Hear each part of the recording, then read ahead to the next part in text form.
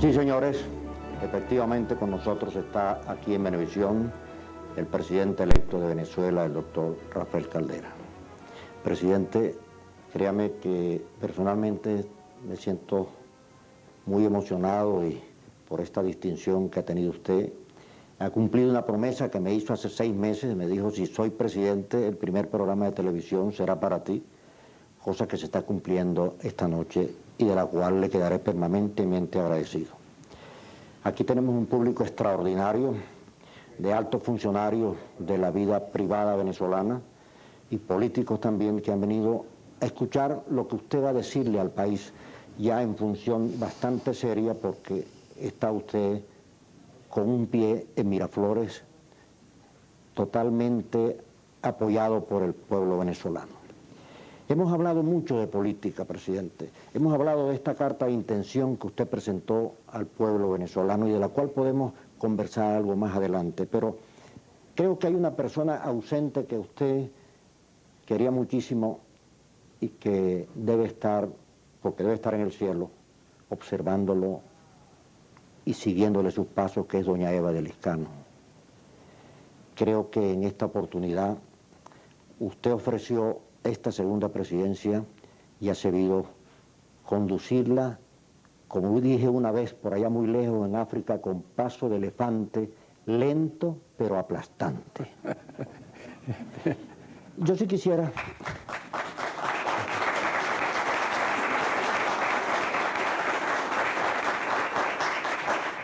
Yo sí quisiera, presidente, en esta parte del programa, invocar o traer a la mente suya y al recuerdo de algunas personas que seguramente que ven el programa y no estaban en esa época. Usted fue un niño y como niño tuvo sus juguetes y como niño tuvo sus compañeros de niñez, tuvo sus compañeros de juventud, de estudios, etc. Pero de su niñez, ¿qué más me puede decir esta noche? Bueno, la niñez, como la de todos los niños de Venezuela, muy mimado por mi madre adoptiva, con pocos juguetes. Recuerdo que mi padre adoptivo en San Felipe me regaló una bicicleta que le costó 100 bolívares. Aquello era una joya para mí. La cuidaba y la mimaba como cosa mía. Me ocupaba de ella y andaba con ella, no solamente por las calles de San Felipe, sino por aquellas veredas de las fincas de alrededor de la ciudad. De una ciudad que era pequeña, pero con un ambiente maravilloso, derivado de la ecología, de ese valle del Yaracuy tan fértil, tan maravilloso. Bueno, y los recuerdos más pintorescos. Alguien me preguntaba, dime algo, alguna impresión que recuerdas. Bueno, yo recuerdo, por ejemplo, mi primer viaje a Barquisimeto. Fue en tren, tú no te puedes imaginar, ir en ferrocarril de San Felipe a Barquisimeto, pero no por una vía directa, por Yaritagua, sino que por el ferrocarril Bolívar se iba a un lugar hacia Aroa, que era el destino natural de la vía férrea, a un sitio llamado El Hacha, y ahí se empalmaba con el ramal que iba a Barquisimeto. Pero te voy a contar una cosa muy graciosa. Mi madre me había hecho un trajecito de marinero con mi gorrita de marinero y pantalones largos. Y los muchachos de Barquisimeto me gritaban, me silbaban cuando me veían, se burlaban de mí por el traje. Y no lo puedo olvidar. Por cierto que Barquisimeto se votó en su respaldo, en el respaldo que me dio en estas elecciones. Tengo que agradecerle a todos los larenses, a los barquisimetanos, ese inmenso caudal de solidaridad y de estímulo que me han dado. ¿Pero sufrió por falta de juguetes o los tuvo en abundancia? Tuve pocos, pero los usé mucho. Yo creo que no hay cosa más triste que un niño rodeado de juguetes, como a veces en esta sociedad consumista ocurre en las Navidades, que a un niño lo rodean de juguetes que no le interesan. Y a veces el juguete menos atractivo lo agarran y se encariñan con él, y todo lo demás que se ha gastado de mucho dinero más bien decepciona un poco a los padres. Tú no has observado eso realmente. Así es. Yo creo que es un espectáculo lamentable, que no es un espectáculo hermoso, eso que dan esas Navidades sobrecargadas de juguetes, de todo lo que se puede imaginar el cerebro humano y la tecnología que está tan avanzada. Y resulta que muchas veces una bicicleta, una pelota, una perinola, aprender a enganchar la perinola, por ejemplo. ¿Jugó? Sí, y llegué a ser hasta bastante hábil. Y gurrufío también. Gurrufío de vez en cuando, pero la perinola me encantaba. Y yo creo que realmente se ha perdido un poco eso en esta sociedad consumista. Venezuela ha atravesado, después de que subió el precio del petróleo de $2 a $14, nos volvimos locos todos. Una ilusión de riqueza, digo yo, que se debía hacer. Una vez se los dije en IESA. Yo tengo bastantes amigos en IESA y los cultivaban mucho, a pesar de que después se le ha responsabilizado a IESA de lo que ella no es responsable, de que un grupo de sus profesores fueron los mentores del paquete económico. Pero una vez les dije en IESA, ustedes acaban de publicar un hermoso volumen que se debería leer ahora, que se llama Venezuela, una ilusión de armonía. Y hay una serie de estudios donde están los capítulos de la evolución económica de Venezuela en los últimos años. Les dije, ¿por qué no publican otro que se llame Venezuela, una ilusión de riqueza? Nos hicimos locos, nos volvimos locos creyendo que éramos los más ricos del mundo. Y ese es un aspecto, tú me acabas de decir de los juguetes y de los niños, un aspecto que a mí me duele el corazón es realmente cuando llego a una casa y veo a un niño rodeado de juguetes costosísimos que no le interesan. Pierde incluso como el sentido de la vida, el sentido del progreso, el esfuerzo que hay que hacer para mejorar. Las cartas a San Nicolás, a veces yo creo que son más largas que el tarjetón de la elección. Sí, así. Ahora, yo decía que usted lógicamente tuvo su niñez y tuvo su juventud, sus estudios, etcétera. Ahora, ¿cómo se siente Caldera en este momento, por ejemplo, recordando a esos que estudiaron bachillerato, que estudiaron su profesión que tiene, de derecho, de todas estas cosas que lo ensalzan a usted? ¿Cómo se siente cuando ve que algunos de esa gente más allegada a usted en aquel entonces, muy como dicen los pavos, curruñas, ahora están un poco distantes de aquel Caldera que eran con quien conversaban, con quien discutían cosas, con quien quizás elevaban un cometón o una cosa de esa?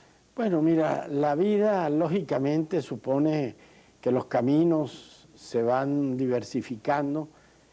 Yo he conservado bastante buena relación personal con los condiscípulos hasta de mi educación primaria, del bachillerato y de la universidad, muchos de los cuales han tomado otros caminos y algunos han tenido divergencias conmigo, pero en general yo creo que ese sentimiento de los primeros años no se pierde y es muy interesante.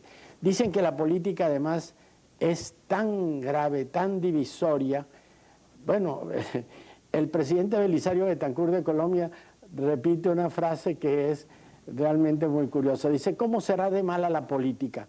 Que lo más bello que hay en el mundo, que es la madre, cuando se convierte en madre política se hace suegra. Muy bueno.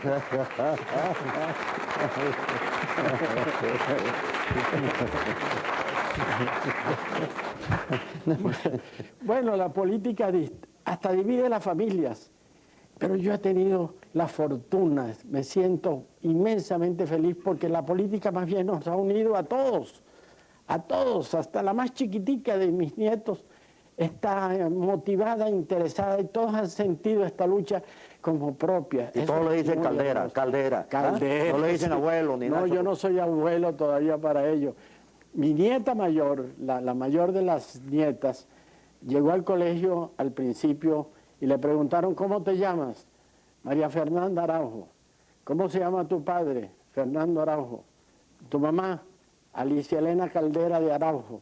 ¿Cómo se llama tu abuelo? El coronel Mario Araujo. ¿Y tu otro abuelo? No, yo no tengo más abuelo.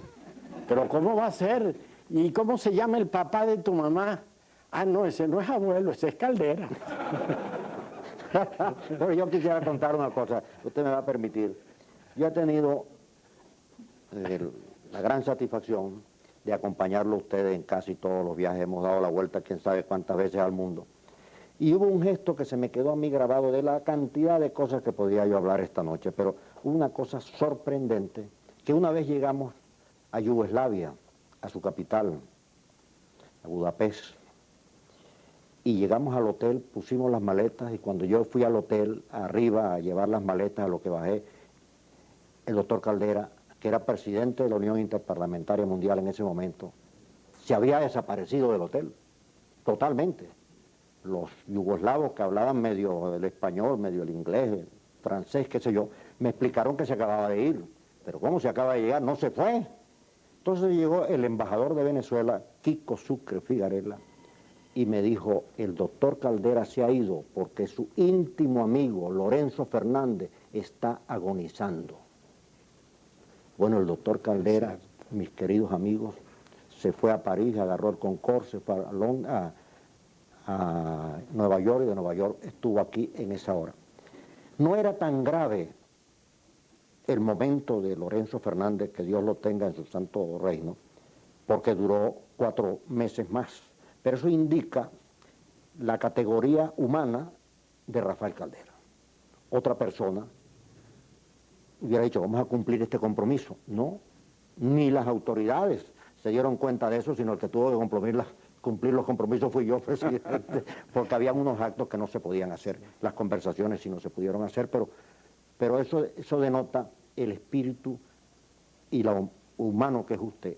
Porque la gente está empeñada que usted es duro, durísimo, como yo digo siempre, como un hervido de tuercas, que nunca se ablanda, pero las cosas hay que decirlas porque la verdad, esto es así. Ahora, ante esta cosa que es bastante triste, en África, en el campo Amboseli, viendo los tigres, los elefantes y todo ese tipo, mi invitado... Hemos recorrido el mundo bastante juntos. ¿Sabes? ¿Cómo no? Canta tangos. Lo vi cantando tango, déjeme decirle que yo grabé eso. Sabes que para acompañar a la gente que estaba conmigo el día de la elección, se me ocurrió cantar el himno nacional sin darme cuenta de que tenía el micrófono por delante, y entonces lo que se oía era mi voz, y como estaba ya con la garganta un poco afónica por los discursos que había hecho, dicen que desentoné horriblemente.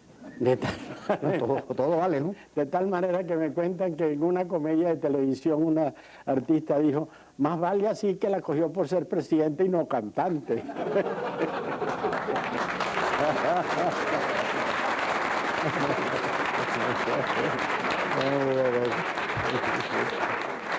Pero usted nació para ser político, presidente. ¿Cuándo sintió usted ese deseo de figuración política? Eso se va desarrollando en el ser humano.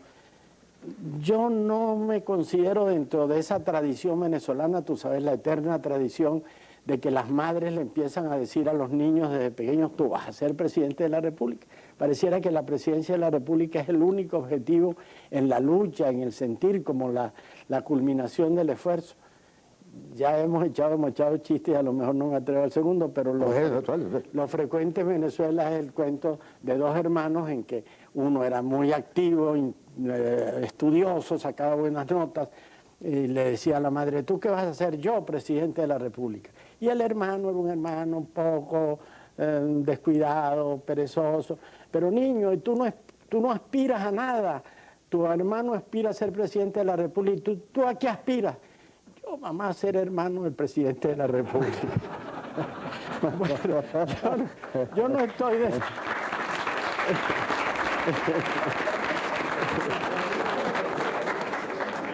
Pero mira, la lucha política le sale a uno por los ideales. Yo indudablemente le debo mucho al Colegio San Ignacio. Recuerdo a mis maestros de primaria. Yo tuve la satisfacción, Edgardo, de que mi maestro de 2º grado, porque mi kindergarten lo hice en las piernas de mi madre adoptiva. En realidad en ese entonces no había el kinder, ella lo enseñaba a uno a leer, a escribir, las oraciones, las primeras, las más simples operaciones matemáticas, las primeras nociones del sitio donde uno estaba. Pero quien primero me dio clases en el Colegio Montesinos de San Felipe fue el maestro Carlos J. Paiva. Por cierto que conservo unos recibos en que le cobraba a mi padre. He recibido del bachiller Tomás Liscano Jiménez, mi padre adoptivo no se había graduado todavía de abogado, la cantidad de bolívares 5 por el alumno, por enseñanza del alumno Rafael Antonio Caldera, una pieza de museo, ¿no? Bueno, ese maestro mío llegó a ser presidente de una asamblea nacional, de una convención nacional de la Federación Venezolana de Maestros, y tuvo la satisfacción de ser su compadre.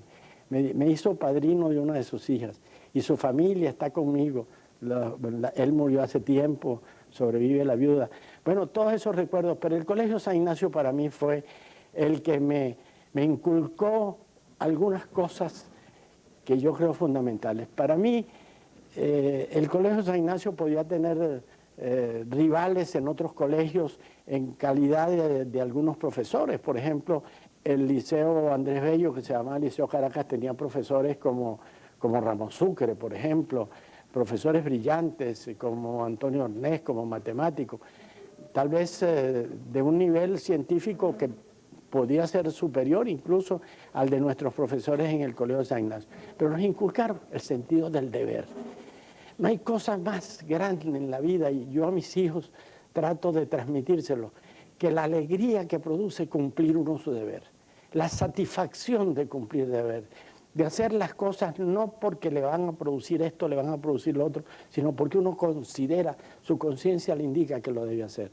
Y eso lo va llevando a uno, y si uno tiene ciertas ideas, ciertos principios que se forjan, experimenta la necesidad de defenderlos. Bueno, tú me preguntas a mí cuándo empezó mi lucha política. Bueno, yo te diría cuando se fundó la UNE, el 8 de mayo de 1936, pero ya antes yo tenía alguna actividad relacionada con la política. Ya yo era subdirector de la Oficina Nacional del Trabajo de 20 años de edad. Antes había estado en Roma de 18 años y vi un panorama que no imaginaba, formado en una Venezuela herméticamente cerrada, porque yo tenía 7 años cuando empezó el gobierno del general Gómez, y cuando el general Gómez murió iba a cumplir 20 años. Es una cosa realmente increíble, aquel aislamiento total, aquel temor que la gente tenía miedo de hablar en las casas, que cuando comenzaban a criticar el gobierno en una reunión íntima de 8 o 10 personas, decían, cuidado que las paredes tienen oídos. Había pues un ambiente cerrado. Fui a Roma, tuve la suerte de ir a un congreso de universitarios católicos, allá estaba gente, entre los cuales descollaba Eduardo Frei Montalva, que acababa de graduarse de abogado en la Universidad de Chile, todavía creo que no existía la Universidad Católica. Había una cantidad de luchadores que hablaban de sus luchas, de los combates en la universidad, del futuro, y el horizonte que se me abrió fue grande, pero ya entonces pues empezó esa actividad que se puede llamar la lucha política. Y la lucha en la universidad fue el germen de los partidos políticos. En Venezuela los partidos políticos nacieron propiamente de la lucha en la universidad a partir de 1936, porque los viejos partidos, el Partido Liberal histórico, que lo pintaba Leo con una gallinita en la cintura muerta, pues lo llamaban come gallinas, el Partido Liberal amarillo, el Partido Conservador, los célebres godos que Guzmán dijo que había que acabarlos hasta como núcleo social, eso había desaparecido. Y cuando murió Gómez, los viejos próceres llamaron a su gente y no vino nadie porque ya no tenían razón de existir. De ahí sale pues la lucha política que empieza, muy hermosa. La historia política de Venezuela en este siglo, que la he vivido intensamente, es realmente muy interesante. Ahora, antes de continuar, presidente, había dicho yo esta anécdota muy seria y muy hermosa, que puede usted referírsela a sus nietos, porque la verdad que, como fue el caso de Lorenzo Fernández en Bucarest, en Budapest, yo había dicho en Yugoslavia, pero es Hungría. De todas maneras, el orden de factores no altera el producto, pero sí vale la pena hacer la aclaratoria. Pero hay mucha gente, presidente, que, por ejemplo, hablando en este aspecto humano, le da pena decir que al acostarse se reza. ¿Usted reza? Yo rezo en la mañana. Por cierto que había un confesor que siempre me preguntaba, ¿tú haces tus oraciones en la mañana y en la tarde? Y yo decía que no, en realidad no estaba acostumbrado. Me lo fue inculcando. Un confesor que después fue obispo, un gran obispo, Monseñor Fernández Feo, que fue obispo de San Cristóbal, pero que era cura de la parroquia de San Juan.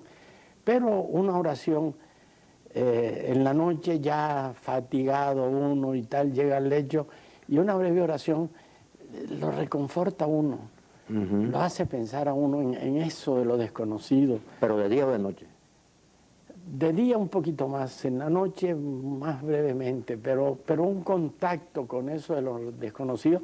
Además que cuando uno va cumpliendo años va pensando que eso desconocido se le va acercando y se le llena la imaginación de cavilaciones y de cosas, pero el sentir uno que hay algo, una fuerza espiritual que misteriosamente lo maneja uno. El Papa Juan Pablo II tiene una frase muy linda en la encíclica Centesimus Agnus.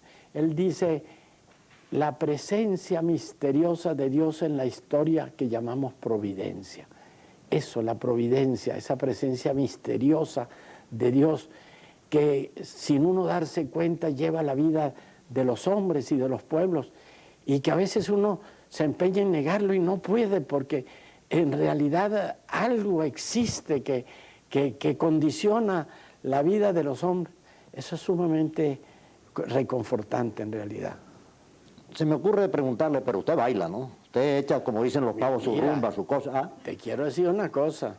En mis buenos tiempos yo era un gran bailarín. Eso habrá que preguntarle a doña Alicia. Porque, ¿ah? Pregúntaselo a ella, porque cuando se clausuró todavía el Congreso Internacional de Derecho del Trabajo, les dimos a los delegados una fiesta ya en el Círculo de las Fuerzas Armadas y bailamos Alicia y yo un joropo, impresionamos a aquellos gringos, realmente. ¿Ah, sí? ¿Ah, joropeando? Ah, claro, el joropo es una de las cosas más bellas. Ajá, pero ¿desde cuándo no? ¿Ah? Bueno, no echa su rumbita. ¿Ah? Tú sabes que a veces me provoca, pero... Sí, pero Andrés dice que no. Es cuestión de ambiente, no. Andrés no se mete en eso, al contrario. Pero, bueno, realmente... déjeme contarle una cosa muy interesante. Después de esa gira, esta última que realizamos en el Tíbet, en China, en el Tíbet, mucha gente me ha preguntado, y sobre todo ahora que se hizo la promoción de este programa de esta noche, me decía: pregúntale al doctor Caldera qué fue lo que le dijeron en el Tíbet para conquistar el triunfo. Yo dije, bueno, yo estuve con él, pero él no le preguntó nada de esas cosas. Tú eras acompañante mío. ¿Cómo no? Aquello era todo cosa de meditación. ¿Cómo no? Ahora sí que provoca meditar ahí. ¿Eh? Así es. Y sobre todo admirar la constancia de aquella gente, la paciencia de aquella gente. Cómo se acumulan los siglos y la sobre humildad. aquella realidad. Y la humildad, presidente. Y la humildad. Una de las cosas. Realmente. Y por último, presidente, en este enfoque humano que quiere mucha gente conocer, ¿cómo doña Alicia, por ejemplo, ha creado esta obra tan ejemplar para el continente y el mundo, como es el Museo de los Niños, en estos instantes, orgullo de Venezuela? Comparte su trabajo, porque está ahí pegada todo el día, ¿no? Comparte su trabajo con usted y ahora como presidente. Bueno, eso va a ser una cosa que ni quiero pensar. Y con sus muchachos y sus nietos. ¿Cómo es eso? Bueno, mira, Alicia realizó con los hijos el mayor papel en la época de la persecución de la dictadura. En medio de aquella incertidumbre en que me pusieron preso muchas veces, en que en alguna ocasión no se sabía si yo estaba vivo o muerto, porque lo llamaron para decir que yo estaba enfermo gravemente en una clínica, en el centro médico. No estaba en el centro médico, recorrió todas las clínicas, no estaba. Comenzó a averiguar, fue a la Seguridad Nacional, ese señor no está aquí. Bueno, y sí estaba allí en realidad, pero era un fenómeno de misterio. Fue casa del nuncio a pedirle no que gestionara mi libertad, sino que averiguara si yo estaba vivo y dónde estaba. Bueno, con una gran entereza. Esa mujer ha sido una mujer fuerte, pequeña, no grita, pero tiene un carácter bastante sólido. Así es. Y ese museo pues ha sido para ella la realización de su vida. Es una cosa muy curiosa, porque ella empieza con la idea del museo, la van llevando a la idea y entonces comienza a interesarse en aquello y se comienza a preparar todo. Y cuando está ya para entrar a funcionar el museo, una persona muy distinguida que estaba llamada a ser la directora del museo, renuncia. ¿Por qué renuncia? Razones personales, pero ¿cómo va a ser en este momento? No puede ser. Sí, razones personales. Yo creo que era porque tenía compromisos con la campaña electoral de Jaime Lucinchi que venía y temía a lo mejor que el museo lo usáramos como campaña electoral en mi favor. Hemos sido muy cuidadosos los dos. Yo voy al museo 1 o 2 veces al año en alguna ceremonia especial. Voy a buscarle en alguna ocasión, pero trato de que no piense la gente que yo quiero aprovecharme de aquello, y en eso somos los dos sumamente respetuosos. Entonces, en ese momento no tenía a quién nombrar director o directora, y entonces asumió la dirección ella, y resulta que ya tiene, no sé si son 12 o 14 años de directora, yendo todos los días al museo, manejando un equipo humano interesante, importante y un poco plural, variado, y ha resultado pues con una capacidad gerencial que no se le imaginaba. De manera que, así como ha gerenciado una casa con 6 hijos, ha gerenciado ese museo que es una belleza, con varios centenares de personas. Bueno, aquí lo han tenido en su aspecto humano al presidente Caldera, cosa que me he propuesto o me había propuesto para que ustedes lo conocieran más profundamente y no se viera que era un hombre duro, terco, cosa como se le ha tratado de calificar durante toda esta campaña que afortunadamente ha terminado. Pero a lo mejor duro y terco sí, Edgar. ¿Sí? A lo mejor duro y terco sí, en lo que hay que ser duro y en lo que hay que ser terco. Ah, bueno, sí, está bien. Ahí voy yo. El orden de los factores, no. Yo sí quisiera entrar en la parte política ahora sí. Por ejemplo, se ha presentado ya, prácticamente están al borde de conocerse los resultados finales de las elecciones del domingo. Pero ahí parece que lo más seguro es un bloque muy grande de abstención. ¿A qué se debe eso? Cuando usted atacó en la parte más doliente que el pueblo tenía y que usted le decía, vamos a solucionarlo y confíen, pero no sirvió todo el mensaje. Mira, Edgardo, ahí hay una cosa sumamente interesante que es necesario averiguar, porque todo el mundo vio a la gente votando hasta de noche, porque no habían podido cerrarse algunas mesas electorales porque todavía había concurrencia, gran afluencia de público. Esas cifras, el propio Consejo Supremo Electoral no las entiende. Yo recibí la visita ayer del Consejo Supremo Electoral en pleno y en realidad dudan, están por revisar eso. Yo quiero hacer una proposición que creo que es interesante, que el Consejo Supremo Electoral haga una investigación sobre ese supuesto 38 o X% de abstención que hubo, con un muestreo de esos inteligentes que se hacen a través de las encuestas oficiales, a ver si realmente esa gente no votó o por qué no votó o qué ocurrió. ¿Será acaso que en el registro electoral están todavía, a pesar de las depuraciones, una cantidad de personas fallecidas y que por eso no concurrieron? ¿Será que había muchas personas enfermas? ¿Cuál es el valor, cuál es el hecho real de los abstencionistas voluntarios, de los que no quisieran ir? Eso no debe ser muy difícil. A través de los sondeos de opinión bien hechos por encuestadoras serias, se pudiera realmente hacer una investigación y no dejar eso así, como una razón cualquiera. Porque todos los venezolanos que yo he encontrado, todos están impresionados de la afluencia de gente. Desde la mañanita estaban las mesas electorales concurridas. Mira, y con una paciencia admirable. Yo pensaba que en el país semibárbaro en que yo nací, hubiera puesto una gente de 200 personas a hacer una cola en el sol, esperando para cumplir un acto cualquiera, porque los funcionarios no han llegado, porque no han cumplido satisfactoriamente su tarea. Bueno, eso hubiera sido espantoso. Esa gente hubiera protestado, hubiera violentado, hubiera roto los muebles. Bueno, como pasaba en los cines de pueblo, cuando la película salía mala, que rompían las sillas y desbarataban todo, tenían que renovar todo el material.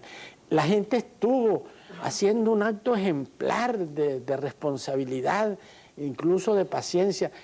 Por eso yo propongo formalmente, quiero aprovechar este programa para pedirle al Consejo Supremo Electoral que ordene una investigación seria, bien hecha, para ver esos que aparecen en el registro electoral y que la computadora indica que no fueron a votar, si realmente existen, si no votaron y por qué razón ellos no quisieron concurrir a votar o no pudieron. Algunas veces puede ser gente que estaba enferma, mucha gente que cambió de domicilio y no supo a tiempo que tenía que hacer los trámites para trasladarse de un lugar a otro. Yo, bueno, he encontrado una persona, pues familiar de una muchacha que trabaja en mi casa, estaba inscrita en Puerto Ordaz. Me dice, ¿cómo hago yo para votar? Estoy inscrita en Puerto Ordaz. Bueno, ya no puedes votar. Claro, no se cambió de residencia. No existe tiempo el cambio. Puede que un porcentaje relativamente importante de gente no haya sabido que a tiempo tenía que realizar la gestión para trasladar su inscripción. Ahora, usted, de todas maneras, el procedimiento del Consejo Supremo Electoral, usted lo ve bien. En general, sí. Ha habido una nueva experiencia que es el que los votos presidenciales se cuenten en Caracas. Y eso produjo la demora en el traslado de los sobres que contenían las actas hasta Caracas, que era la tarea del Plan República. La gente del Plan República dice que fue que las juntas electorales no habían terminado a tiempo su trabajo para entregar el material, pero lo cierto es que la demora fue mayor de la que se había anunciado, porque a uno le habían dibujado cómo iban a hacer las operaciones y le decían a las 8, a las 10 de la noche ya está todo contado. Bueno, hay el argumento de que en todos los países el conteo oficial se demora mucho, aun cuando el extraoficial se conoce con anticipación. Por eso los candidatos derrotados, cuando están conscientes de que perdieron, hacen un gesto de nobleza, reconocen que ha ganado el contendor y le envían un mensaje de reconocimiento y de felicitación. Bueno, ahí tiene el caso de Claudio Fermín, por ejemplo, que vino aquí. Yo aposté 500 a un bolívar de que el primero que iba a venir aquí era Claudio Fermín y lo hizo. Y fue muy importante, Edgardo, mira, y el hecho de que yo hubiera hablado esa noche, yo creo que fue muy, muy necesario, porque si dejamos a la gente toda la noche, desde la mañanita, esperando ansiosamente los resultados, el estado de ánimo de la población habría sido tremendo, negativo. En cambio, cuando la gente supo que el problema principal, que era la elección del candidato presidencial, ya estaba resuelto porque evidentemente había un candidato que había ganado y se anunció. Además, perdóname la cuestión personal, pero en las encuestas, en todas las encuestas serias, durante todo el tiempo, iba yo apareciendo siempre de primero, con una distancia clara en relación al que aparecía de segundo. Pero es que hay algo más. En las preguntas sobre el segundo candidato, porque las encuestadoras le preguntan, ¿usted por quién votaría? Por Claudio Fermín. Bueno, y en caso de que no votara por Claudio Fermín, ¿por cuál otro votaría? Y salía Rafael Caldera de preferido para la segunda opción, lo que quiere decir que esos que votaron por Claudio Fermín, pero que en caso de que no hubiera sido Claudio Fermín, habrían dispuesto a votar por mí, estaban también contentos, en definitiva, del hecho de que yo hubiera ganado. Y el haberle hablado al país, el país reaccionó con alegría. Nadie puede negarlo. Hay los que quieran entorpecer el ánimo de la población, pero Venezuela está contenta en este momento. Ha recuperado mucho de su confianza en sí misma. El pueblo venezolano sabe que cumplió su función y que desmintió todos los rumores bárbaros que habían sobre las cosas que podían pasar. La gente salió a las calles en caravana. Hubo un amigo que me dijo, parecía el 23 de enero, yo no estuve aquí en Venezuela el 23 de enero del 58, por eso no puedo decirlo. Y los que no estaban contentos se fueron para su casa tranquilos. Si yo no hubiera esperado el primer boletín del Consejo Supremo Electoral para poder declarar, para poder dirigirme a la población, mira, el ánimo de esa gente habría sido muy distinto del que había y del que hay. Bueno, uno llega aquí a Venevisión esta tarde y encuentra este ambiente de alegría que no es fingido. Es un ambiente que se ve sincero, alegre, espontáneo. La gente tiene una esperanza y esa esperanza hay que cultivarla. Bueno, por eso le ponemos a la orden los servicios de Venevisión para ver qué pasó con la atención y se lo con mucho gusto. Eso sería sumamente importante en realidad. Es sumamente importante. Ahorita hay el problema del escrutinio para los cuerpos deliberantes. Y hay muchas quejas. ¿Qué es lo que pasa aquí? Ahí viene el caso de la causa R. Mira, hay quejas, te puedo decir, de la gente de la causa R y también de la gente de Convergencia, de que las maquinarias tradicionales, los electorólogos tradicionales de los partidos mayores se ponen de acuerdo para despojarlos a través del examen de la elaboración de las actas de algunas posiciones que han conquistado. Y realmente yo he recibido denuncias de gente que me apoyó, que en el estado tal, que en el estado cual, que les están queriendo quitar un senador, que les quieren anular unos votos para quitarle un senador que sacaron o un diputado que sacaron. Y la gente de la causa R está muy irritada. Hasta se ha llegado a hablar de sacar gente a la calle a protestar. El camino no es sacar gente a la calle a protestar, el camino es reclamar por el conducto que es. Y si hay la convicción de que las actas han sido falseadas, recordar algo muy importante, que en la reforma de la ley orgánica del sufragio se ordenó que se conservara el material electoral. Por 45 porque días. Antes se rompía, se destruía inmediatamente el material electoral al hacerse el escrutinio. Y entonces venía aquello de que acta mata voto. Pero aquí el voto está vivo, el acta no lo puede matar. De manera que donde haya una queja, pues se repite el conteo. Recontar. La ley establece el derecho de pedir que se vuelvan a traer los votos, que se vuelva a realizar la cuenta delante de un funcionario judicial, delante de un fiscal del Ministerio Público, para que se pueda establecer la verdad. Eso es muy importante. Y esa es una recomendación que yo quiero hacerle a mis amigos, a los que me apoyaron en el movimiento político, en los distintos partidos, y a la gente de la causa R, con la cual también tengo, a pesar de todo el forcejeo, tengo buenas relaciones. Mira, yo quisiera leerte 2 párrafos de una carta que traje con la intención de leerte, que me leyó ayer ante los medios de comunicación social el alcalde de Caracas, Aristóbulo Istúriz, porque me parece una cosa estupenda.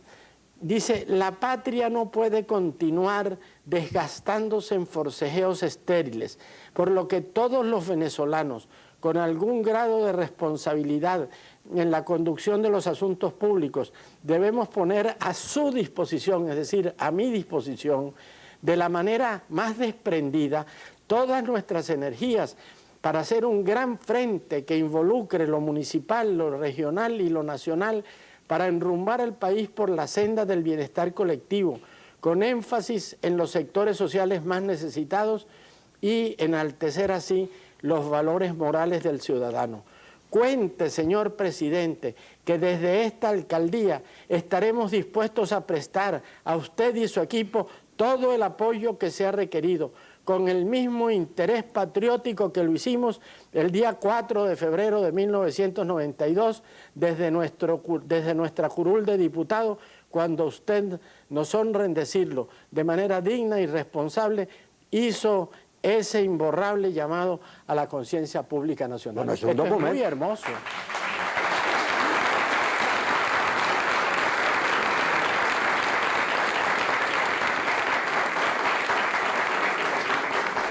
Usted lo ha dicho, presidente, es muy hermoso. Muy hermoso. Y es un compromiso. Un compromiso. Un compromiso, sobre todo ahí se ve que es sin interés de ningún índole. De una manera. Ni aspiraciones. Por supuesto, que de yo le cuotas de ofrecí poder. todo el apoyo del gobierno que yo voy a presidir para ayudar a resolver los problemas de Caracas, que son tan graves. Caracas en este es una caso, pero los del país que están atormentada. encima. Todo el país. Ahora, usted, ¿cómo va a hacer esto? ¿Usted piensa gobernar con combinación de partidos?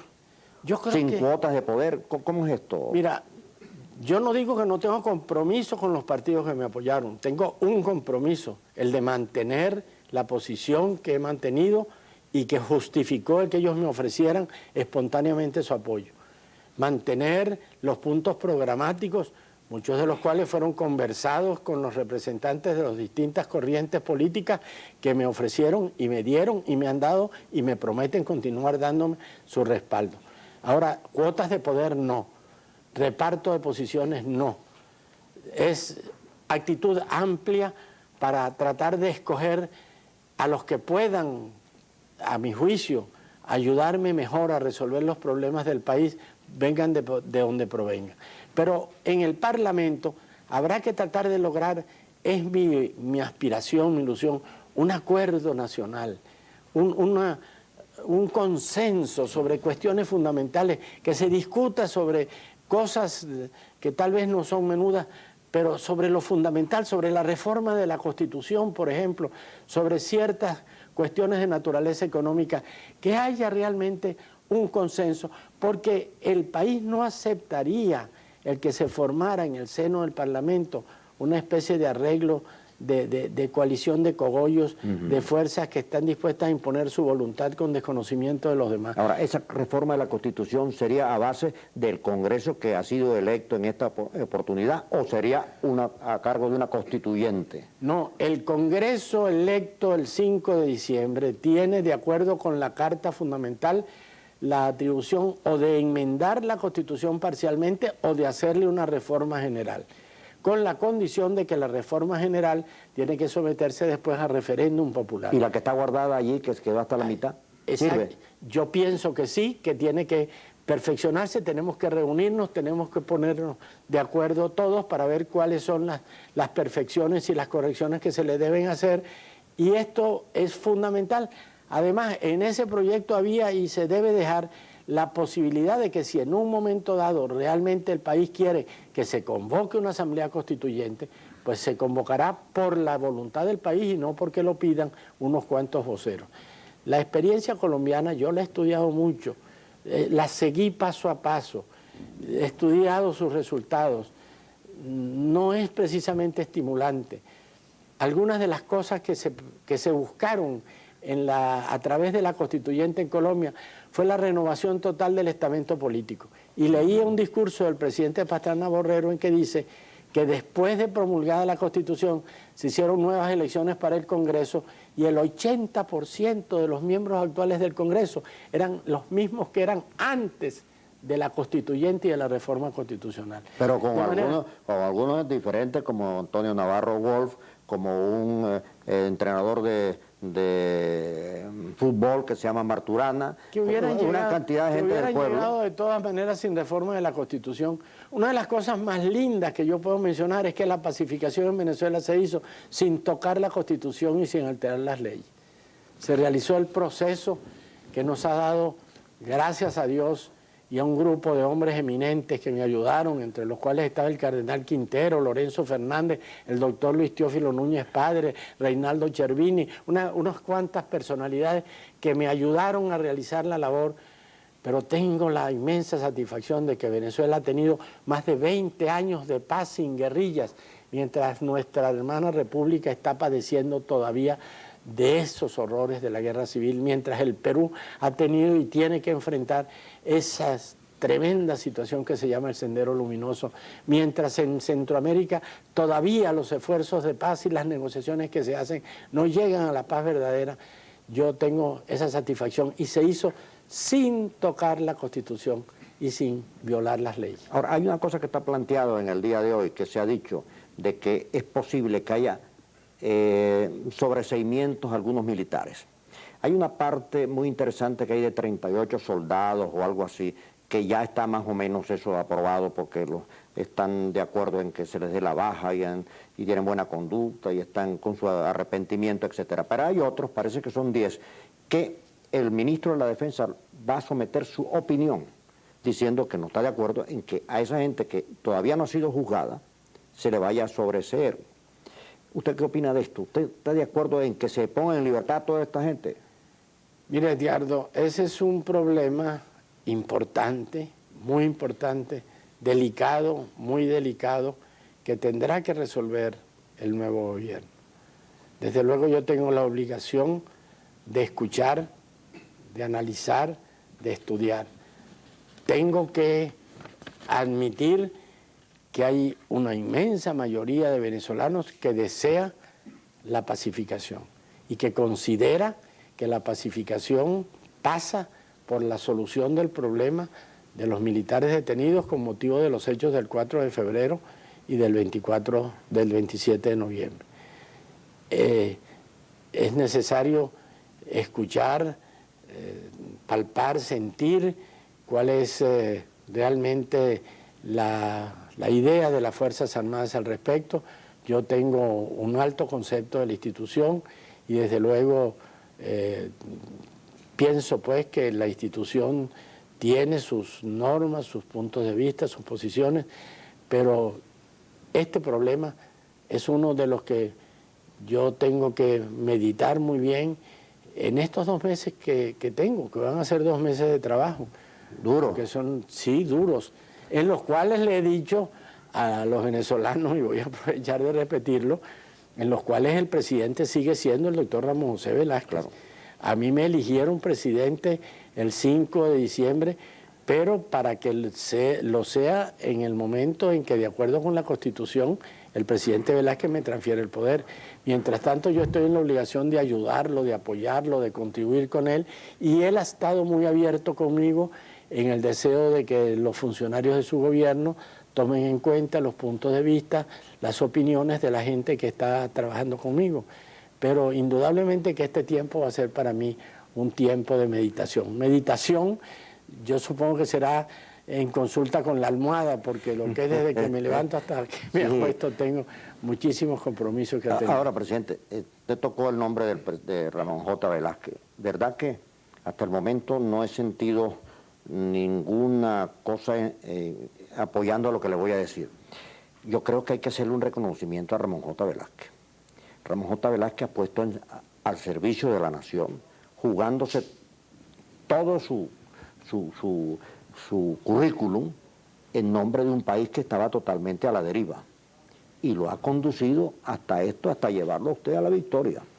Y que estas elecciones, en compañía que sin duda, que si quede nada por dentro, el ministro de la Defensa ha llevado esto estupendamente bien.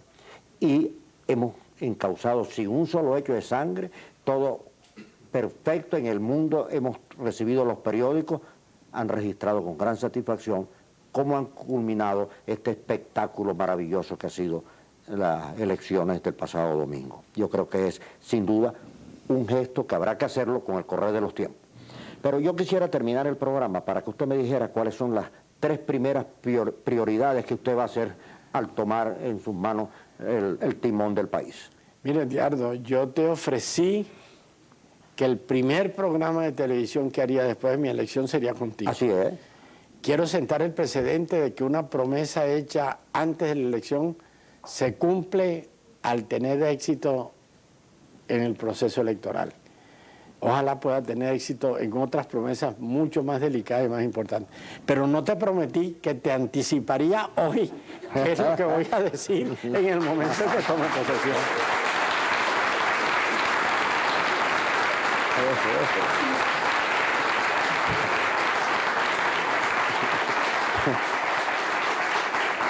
Menos mal que no le pregunté que quién iba a ser los ministros.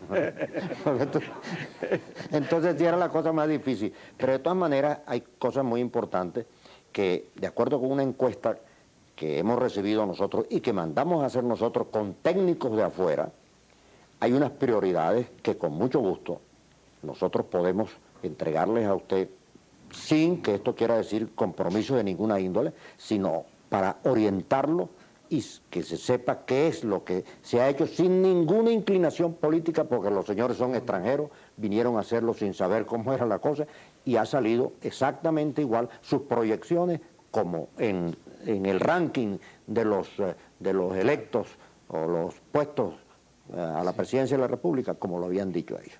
De manera que... Esa es una valiosa colaboración y yo la acepto con gusto. Y todos sabemos cuáles son los problemas más angustiosos para los venezolanos. Me decía una de mis hijas, Alicia Elena, mira, papi, me dice ella, mira, papi, cuando te pregunten cuál es el problema más urgente que tú vas a atender, le darás satisfacción. Hay una inmensa mayoría de venezolanos diciendo que es el problema de la seguridad personal. Así es. La angustia de los hogares. La intranquilidad, porque antes una madre se trasnochaba porque el hijo había salido en la noche y no llegaba, hasta el momento en que no regresaba tenía la angustia de que le podía haber pasado algo. Es que ahora la violencia llega de día al interior de las casas y mucha gente sale impune, cometen el atropello con la tranquilidad. Esa es la necesidad más urgente, más precaria. Ahora hay desde luego otros problemas que no son tan sentidos por la población, pero que son de indispensable atención, como el problema del déficit fiscal, que indudablemente hay que enfrentarlo con seriedad para poder, a través de eso, parar el proceso inflacionario y parar el proceso de devaluación, que a su vez es otro factor del proceso inflacionario. Ahí hay una cantidad de problemas y me gustaría mucho tener el análisis ese que tú me ofreces. Con mucho gusto, presidente. Todo lo que sea. Además, tengo un equipo que está estudiando la situación y qué es lo que podemos nosotros ofrecerle al país el 2 de febrero, si es que la transmisión del mando es el 2 de febrero, para abrirle a los venezolanos una esperanza. El deber ahorita es cultivar esta alegría, esta esperanza que está germinando en el corazón de los venezolanos, que eran hasta el sábado un pueblo escéptico, que creía que no tenía remedio, que sus problemas no podían solucionarse, que incluso estaba empujando a nuestra juventud a buscar los caminos del exilio, del autoexilio, porque tú le preguntabas a muchos muchachos si preferían trabajar en Venezuela teniendo una oportunidad de trabajar en los Estados Unidos y en Europa, y te contestaban de una vez que preferían irse a Estados Unidos o a Europa. Hay que reconquistar esa alegría, esa confianza, y yo sé que lo vamos a lograr. Y todas estas cosas están contribuyendo a eso. Yo tengo que darle las gracias a Venevisión por esta reunión, por este encuentro tan emotivo, tan vivo, tan cordial, pero sobre todo tan alegre. Es que el muchachito de la cuña, el encantador muchachito, caramba, ese Daniel que dijo con su lengua mocha que no se entendía, que por Dios el candidato que ganara que le devolviera al país la alegría, estaba diciendo una gran verdad. Necesitamos devolverle al país la confianza, y esa es la primera, no es la tarea de febrero del 94, es la tarea de diciembre del 93. Bueno, está sembrado eso ahí. Eso es fundamental, Garza. Bueno, presidente, muchas gracias. Créame que en vista de esta circunstancia de que hay un poco de temas que no podemos seguir tratando, ya el IVA está solucionado, ya usted dijo cómo se iba a hacer, de manera que el pueblo tiene que tener confianza en que las promesas, yo creo así, ¿no?, porque lo conozco mucho, las promesas que usted ha hecho se van a cumplir, y si no se cumplen, usted lo denunciará de acuerdo a como me lo informó a mí. Sí, si el Congreso se opone a una de las cosas honestas y reales, usted le dirá al país, está ocurriendo esto. Sí, señor. Le agradezco muchísimo en nombre de la directiva de la organización, de Gustavo y Ricardo Cisneros, del señor Rodolfo Rodríguez y todo el cuerpo administrativo de haber venido aquí, y en el mío propio. Me siento muy satisfecho por este honor que me ha dispensado usted. Y en vista de esta circunstancia, no me queda otro camino que decirle que lo invito para que se vea mañana, y vamos a poner en el aire el programa que hicimos en el Tíbet, que se llama Impacto en China, cosa que me permito invitarlos a ustedes para que vean una de las cosas a la cual nos hemos referido en el transcurso del programa y que algunos no lo pudieron ver. Pero en vista de las circunstancias, vamos a hacerle este obsequio a usted, presidente. Gracias. Y que le deseamos la mejor de la suerte. Gracias, y que Dios lo ampare y lo favorezca en esta Venezuela que la vemos muy difícil, pero con la ayuda de todo este equipo que está aquí, por ejemplo, que son ejecutivos esplendorosos de la nata de las empresas venezolanas. Podrá usted contar con el consejo. Necesitamos el concurso de todos, y sobre todo, Edgardo, lo que olvidaron algunos en estos años anteriores, del pueblo. Así porque es. Sin la confianza del pueblo, sin la comprensión del pueblo para lo que haya que hacer, sin el respaldo del pueblo, no podríamos solucionar, aunque quisiéramos, los graves problemas que tenemos. Bueno, muchísimas gracias, presidente, a todos ustedes. Hasta mañana.